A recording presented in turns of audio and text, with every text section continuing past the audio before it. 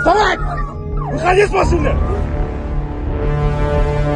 Курулуш фирмасын басып алгандар кармалды. УКМК уюшкан топту колго түшүрдү.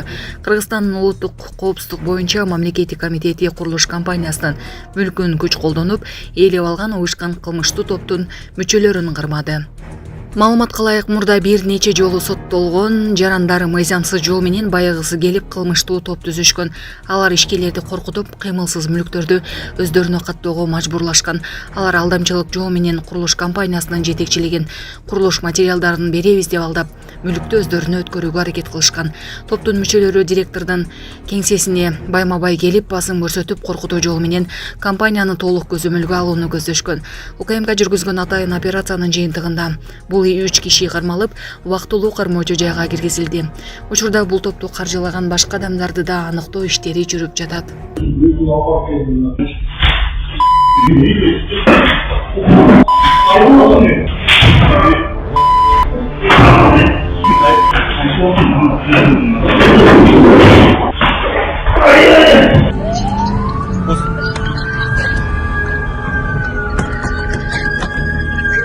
Вставай! Выходи с машины!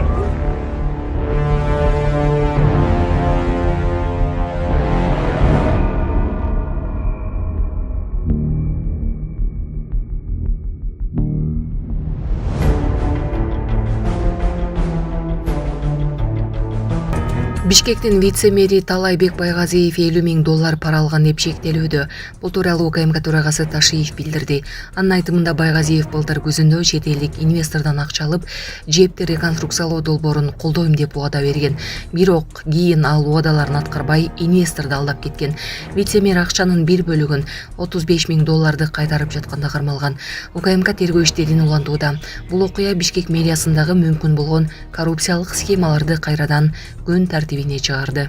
27 июнь күнү кечки саат 6-да Бишкек шаарынын борборубуздун башчысынын орун басарын кармадык. Так, эмне үчүн кармадык? Себеби ошол Бишкек шаарына келген инвестордон $50,000 алып алган. Былтыркы жылы күз айында $50,000 акчаны инвестордон алып алган. Ошол ишин жүргүзүп берем деп жанагы алдап.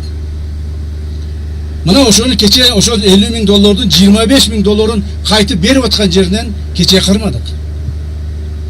Дагы бир жолу эскертип айтам. Урматтуу мамлекеттик бийлик органдарында иштегендер, урматтуу ошол бүткүл биздин республикага келген инвесторлар менен иштегендер, инвесторлордон кимде ким бир сом акча алып, инвесторлордун ишин бүтүрүп берем деп пара алып чуркай турган болсо, мыйзам чегинде жоопко тартыласыңар. Эми ошол Бишкек шаарынын вице-мэри эмне болду? Мына түрмөгө түштү. Бүгүн түрмөдө. Кече баарын сайрап айтып берип атат өзү. Эртең күрсүгүн видеосу чыгат, өзүңөрдү көрөсүңөр. Айтып берип атат, ооба дейт. Мен $50,000 алып койдум эле, ишин бүтүрүп берем деп. Анан эми ишин бүтүрүп бере албай, кайра кайтарып берип атып, $25,000 кайтарып берип атат. Колго түштүм деп атат.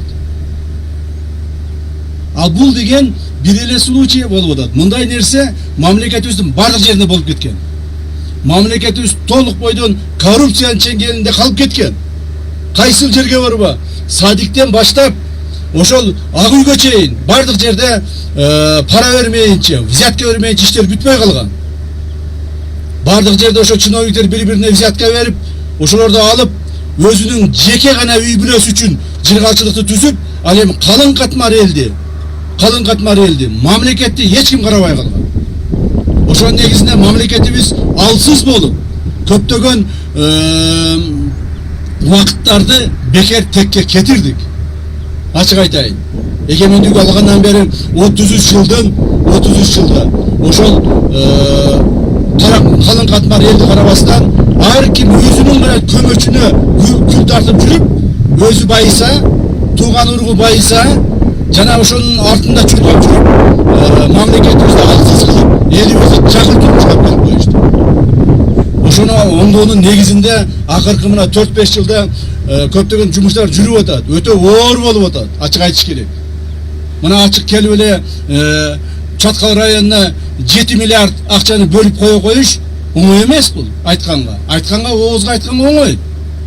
Мына Чаткалга качан бир 10 миллион сом бөлүндү эле. Качан бир 1 миллион сом бөлүндү эле.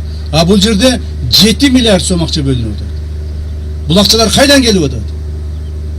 Эмне үчүн бул акчалар мурда чыккан эмес? Эмне үчүн ушул иштер мурда аткарылган эмес? Себеби азыркы күндө мыйзам чегинде бардык жерде тартипти орното баштады.